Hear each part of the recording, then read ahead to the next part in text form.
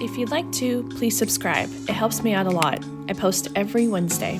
Hey everyone, my name is Catherine and welcome to my channel. Today I wanted to make a travel mistakes to avoid video. I have compiled a list of travel mistakes to avoid, and my list is actually so long and I don't want to skip around because I think these are all valuable tips, and there's so much more honestly that I'm probably going to make this into two parts. So this will be part one, and let's just get straight into it. I wrote everything down on my phone, so I'm going to be referencing my notes. This is in no particular order. The first thing is to use private browsing when booking flights, hotels, tours, things like that. You can easily just go into incognito mode or private mode, depending on your device. The reason you do this is because it's no surprise that companies are tracking what we're doing online. So if some companies see that we are looking into flights, they will track like, oh, this person wants to go to Montreal, and then all of a sudden when you go back next time, the flight prices have increased because the airlines and the companies and the websites and everything, they know that you're looking for that and they can get away with jacking up those prices. Whereas if you're in incognito mode or private mode, they don't know what you're searching, everything's private, and you can get the cheaper and better deals. Next is travel insurance. I think travel insurance is just so important, whether it is not being able to make a flight or with your health or whatever it may be.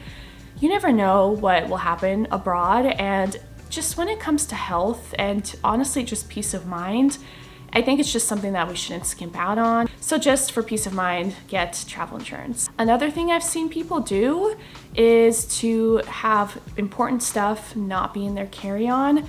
So an example with this would be important documents or things you kind of need on the spot, medications, just things that if you lost or got your luggage delayed, if you're checking luggage in and you need that, whatever it may be, that day and the next day, just bring it in your carry-on. I've seen a lot of people check their medications in their luggage and then their luggage gets delayed and it became a problem. Now this one, probably out of all of the things and tips that I have, is the thing that I struggle with the most, which is to not overpack. I am definitely very guilty of this. I completely understand, I will admit it, but just know that there is laundry abroad. When it comes to things like underwear or even socks, feel free to pack enough just to be safe, but laundry is abroad, so remember that. Next is thinking that travel is really expensive and just unattainable financially. So I've heard so many times from people that they just can't travel because it's too expensive. I've also just seen how affordable travel can be if you put your mind to it. If you really want to go somewhere, then you can make it happen. I've seen it happen so many times. I've worked for a semester at sea, which is a study abroad organization, and I've talked to students who paid for it fully by themselves, and I've seen travelers abroad in hostels, whatever it may be. And if you truly want something to happen, you can make it happen.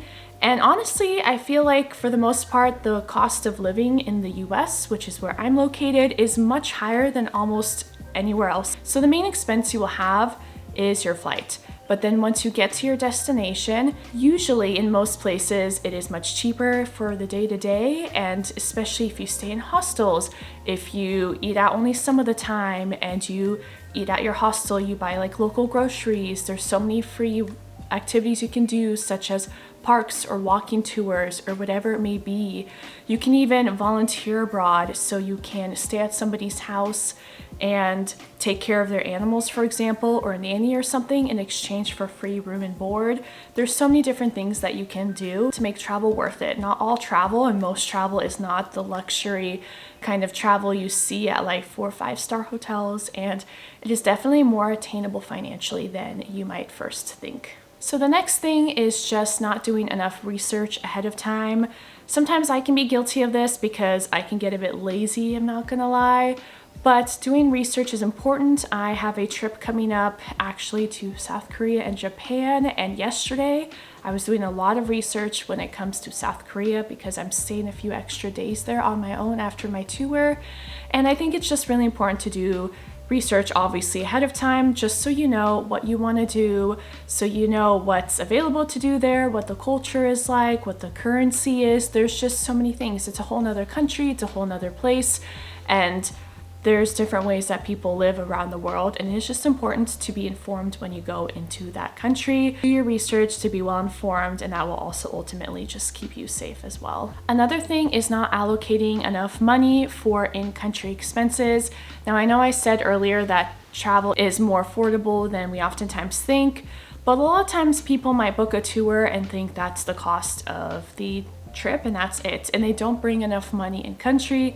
It's always good to get a budget and to think about what you might want to do in country, because even if you're doing a tour, there will be free time and you will want to be doing things during those free times. There's optionals, or if you're doing solo traveling, it's just always important to just make sure to think ahead of time and to, again, do your research and know what you want to do and how much that is going to cost you in that country, and to just allocate enough money for in-country expenses. Next is Googling what to do in said country or place you're going to, rather than going to other places like TikTok, for example, or Airbnb experiences. Going onto TikTok and typing in like Seoul, South Korea, what to do, you will get so many cool ideas of what to do.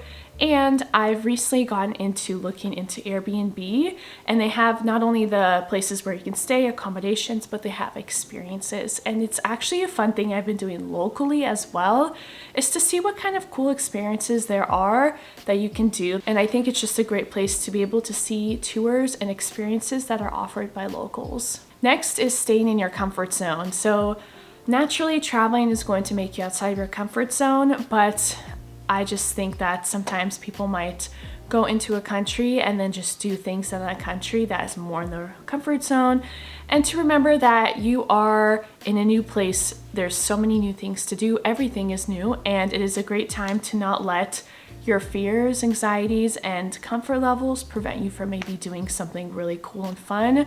I went to Queensland, New Zealand back in 2018, and that is like the adventure thrill capital of the world, or at least that part of that world, but honestly it could be of the world. They had some insane experiences, and I definitely did some things that really freaked me out and scared me, but now looking back at it, it's just such a cool experience, and there's like video of it, and I can maybe insert it here, but it was just so cool. So definitely don't let your fears stop you from experiencing amazing things while abroad. Now next is to be aware of pickpocketers, scammers, thieves, all of that. For example, when you have your purse or your bag on you, on your person, when you're out and about, to make sure that you don't have anything sticking out. I've seen so many times of people, especially like men, who have wallets or phones in their back pocket, and it just makes it so easy for these people to steal your belongings.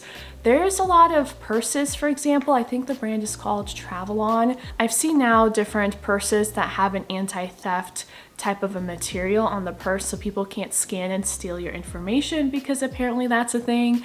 And then there's a lot of times purses that have zippers that kind of zip up and hide into a pouch, or they clip on to a clip that's attached to the purse, so that way somebody can't just unzip your purse really quickly and go. Another great thing is to have a crossbody bag, so that again someone can't slip it off and go. So just take different measures to prevent pickpocketers. And oftentimes money belts are a good thing to have on you under your clothing for passports and cash and extra important documents. And with this, also don't wear or have anything that's flashy that says that you have money, because then that's going to attract thieves even more. Next is not planning ahead of time with what you want to do. Now this is very much a balance for not overscheduling and planning, but also knowing what you want to do. For example, with me, when I was doing semester at sea and I went to Japan, I didn't plan very well with activities that I wanted to do. I just kind of followed the crowd. And in the end, I did have fun, but I just did not do very much of what I would have wanted to do. And then looking back, finding out all the different things that you can do in Japan, I just wished that I had done them. And that is why I'm going to Japan later this year, is to do those things. But just saying that it is important to plan and know ahead of time what you would like to do, because then you can make obviously the most of your trip. So again, though, countering that, another thing is to avoid overscheduling and making sure that you have time for flexibility, which was the favorite word in semester C, but also for rest. And oftentimes we may underestimate how much traveling and even tours specifically can take out our energy levels.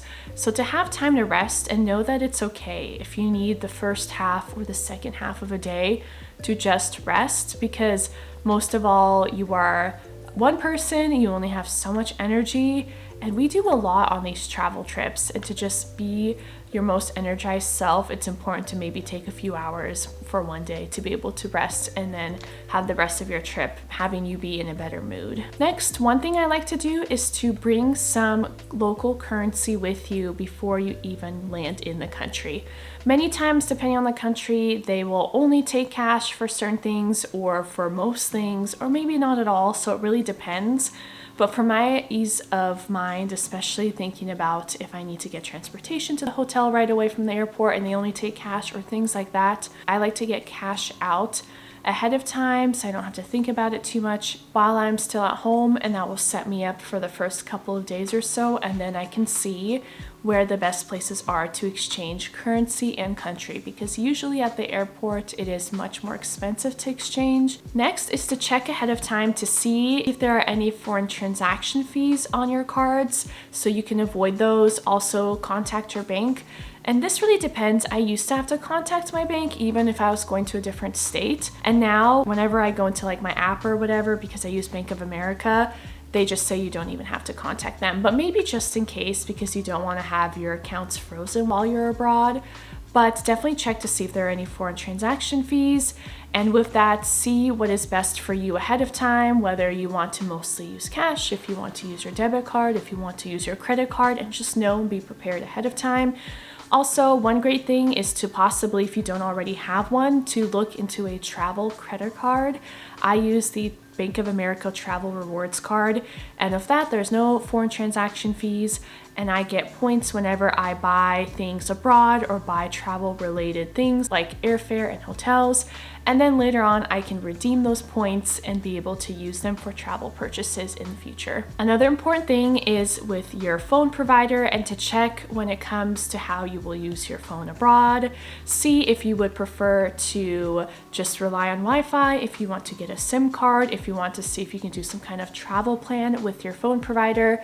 Think of this ahead of time so that you will be able to have some sort of way to use your phone and contact people, not only as a safety thing, but also just because we honestly rely on our phones for so much these days. So not being able to have a working one, especially while you're abroad, and we'll probably need it more for directions and everything, is good to know ahead of time. So for me, I have Verizon, and they have this travel plan where if you let them know ahead of time you will be out of the country, they have like a $10 a day. You can use your phone however much you want in like over 200 countries, or they have a different type of travel plan, and I'm trying to remember what that one looked like exactly. But it really obviously depends on your situation, how long you're gone and where, but that is something that Verizon does. Next is check to see what apps are popular in the country you're going to, or ones that you think you will want to use often, and see if they're available in that country. So for example, when I went to New Zealand, they did not have Uber at the time, so we had to use a different travel app. So things like that are good to know. And I learned the other day that South Korea doesn't use Google Maps, which is important. They have their own version of Google Maps, or maps in general. So just to know ahead of time when it comes to not like every app, of course, but just the important ones such as maps or ride shares or things like that. So you, again, can be prepared and use those services locally in the country that you're in. Those have been my travel mistakes to avoid. I've definitely done a lot, if not all of them, at some point. I hope these are helpful to you. Let me know if you're going anywhere soon, or if you have done any of these mistakes, or if you have any other mistakes that I'm sure I've missed, because there's probably an endless amount of travel mistakes that one can make and to avoid. So thank you all so much for watching, and I hope to see you in a future video of mine. Bye!